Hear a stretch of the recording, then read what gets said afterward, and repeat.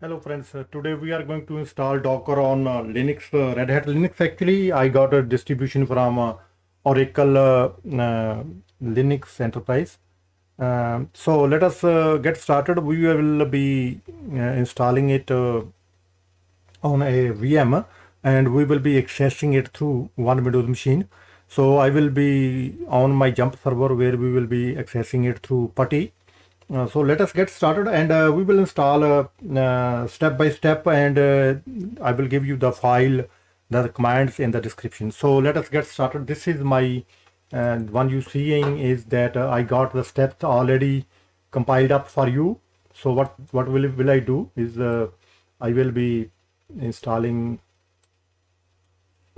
my on this machine. Actually, let me save it, and then and this Windows machine, once we are starting up our virtual machine through the Hyper-V server. I have server on my actually workstation. From there I will spawn up the machine. Then after the machine comes up, we will install well, my practice is we can use only PuTTY, but I am doing what I am doing most commonly I will be using WinSCP plus together everything plus PuTTY, and that integrates very well, right? So let us get started. First thing I will do is that I am initiating my machine, Linux machine. I have started it now, just now, and it will take few minutes, and when it will show me the IP address in my Hyper-V manager, manager console, then we will go through PuTTY and connect to it, right? What we can do is the best thing we can do is that I will show you what I do normally in my practical. I got the IP, and then let us start installing the way I do the things. So I have WinSCP. I will install WinSCP first, and then I will use for all users. Then I will use PuTTY integrated into WinSCP. In WinSCP goes quick, very quick, right? It's the fastest installation that I have ever seen. WinSCP is already. I will install WinSCP. I will start WinSCP. Even though I don't have machine is ready, but let me configure that one right now.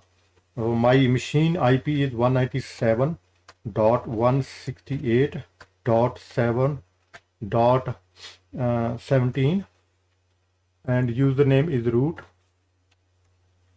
and the password is, I will add the password as well. So I will save it and save the password along with it, and I can log in. Oh, well, it is wrong address. Let me stop it, and I will configure it again, add it. This is going to be 192. Okay, so I will save it now. Because it doesn't look good, I will go new tab and rename it from here also, because this is showing funny address, right? So, well, that's fine. Login. This will log in, and then once it's logged in, how do I integrate PuTTY? I will copy this, cut this one from here, and I will let me show you how I do it normally. And this is very efficient way of doing the things, right?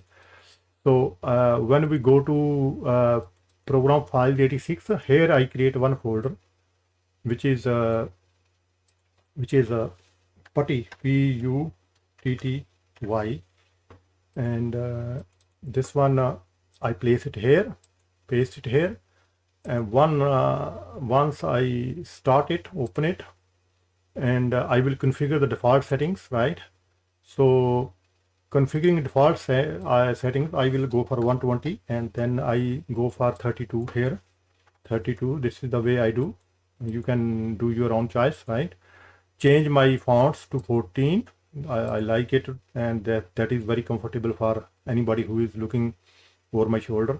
So then the third thing that I usually do, it's not required, but I usually do is this: enable X11 forwarding. This allows me, no, not open.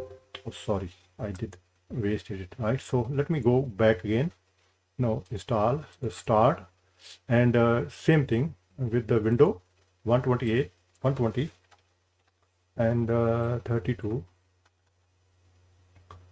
and then appearance will be 14, and okay, and then I will go to session. Oh well, you know, like also SSH will enable X1, X11 forwarding, and here I will be saving the default settings, right? And then I close it, cancel it, don't do anything, right? So this address is the one that is already default in this one. So what I will do, I will go to options, and in the options preferences, from the preferences go to applications, integration, applications, save, remember the password, right? And this way, whatever password is saved in the putty in SCP, it will also be transferred to putty console, right? So the password will be there, logged in is there. I have logged in as a root.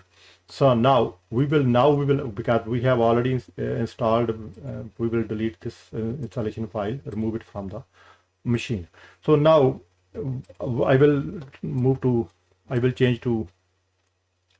focus on this one.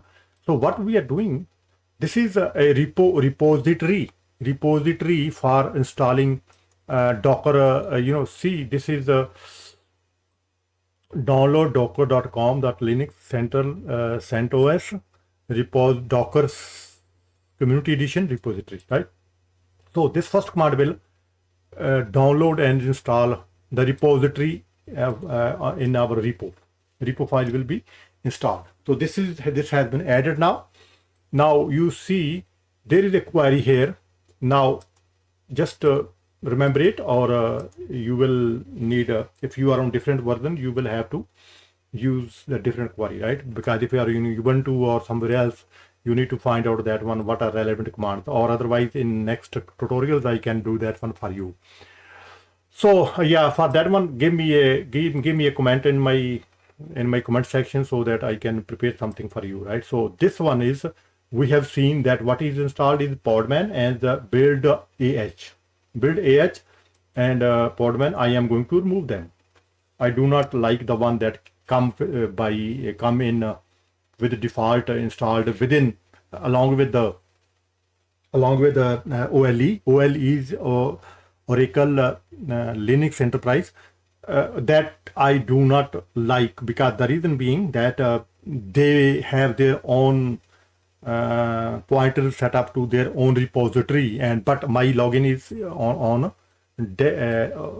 my login is my account is on Docker container repository, right? So I will go with mine one. So if we uninstall Podman and build AH, then it will allow us to install, when we install Docker, it will allow us to install Docker client and a container DIO, right? So which is a repository, right? So now next command is installing our Docker here, right? Docker will be installed very quickly. That will not take much time, but then along with the Docker, it will we are installing three things together, right? What we are installing? We are installing, number one, we are installing Docker CE Community Edition, then Docker CE client.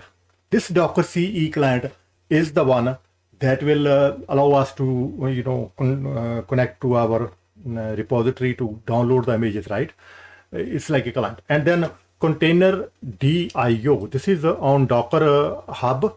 That it contains all information about IO. This is a daemon IO. So it will pick up, it will take the commands from the client, and it will try to interface with the Docker CE. So this is these three clients we are installing, right? Now, because it has been installed already, no, it is installing, right?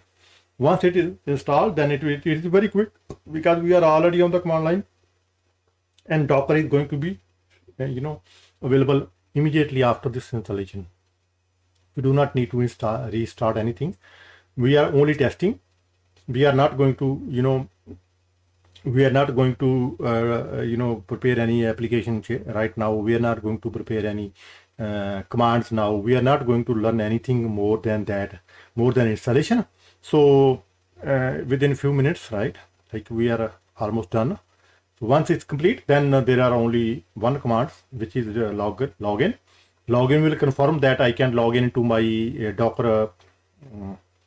Docker container repository, right? So I am pointing to right container, cloud, right?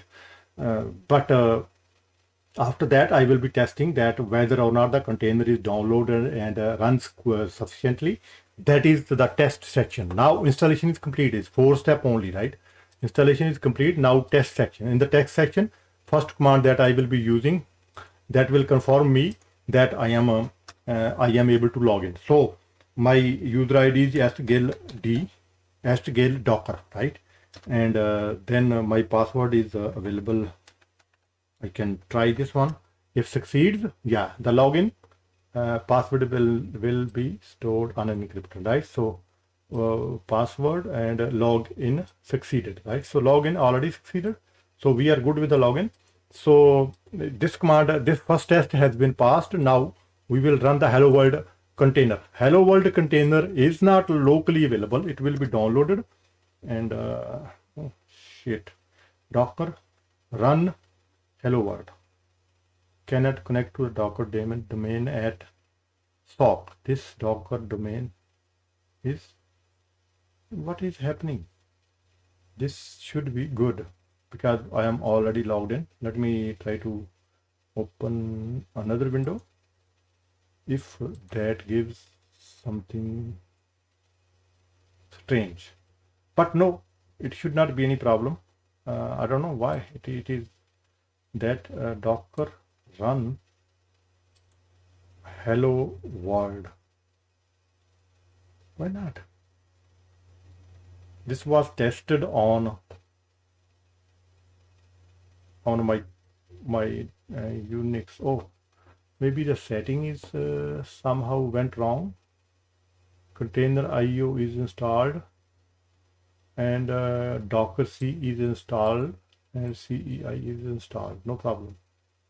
So let me try it again where it made the mistake. Docker run. So let me check out and will be reporting back what is happening here. So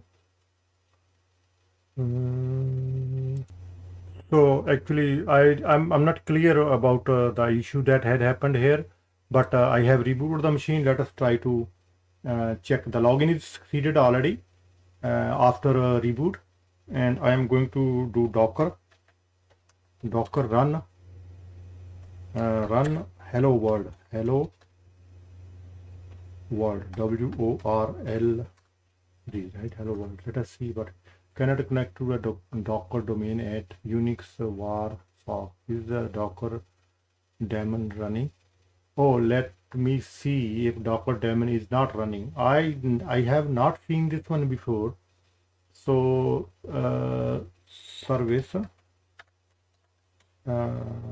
Docker start. That might be the reason, right? So it is going to start. Now it started. Now it should work. So we are yeah, see, that was the reason. So it has done very quickly. See what it done.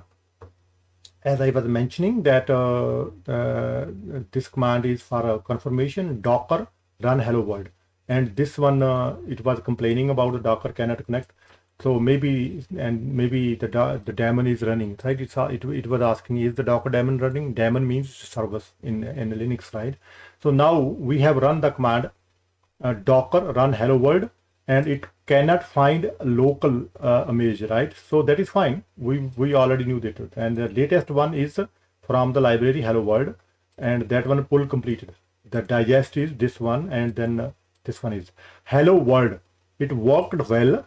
Message came back, and that is all about it. Just gives us the message and then it terminates itself, right? And this confirms that everything is good. So this is good. Installation is good. We have got we have done all the steps properly, and there was we misunderstood that like I thought maybe my login is failing or something like that, but it was a Docker service which is called daemon in Linux, that was not running. So we started that one and that completed very well, right? So thank you for your time, and we will be doing more of this kind of installations for you. But as I said in the beginning, please give your feedback. If you give your feedback, then we will be producing some stuff that is more useful for you. And whatever you want to hear from there, what steps you want to see, and what guidance you need from us, we will give it in future videos. Thank you very much. Stay with us, like, share, and comment on the videos, and we will be with you. Thank you very much. Bye now. See you soon.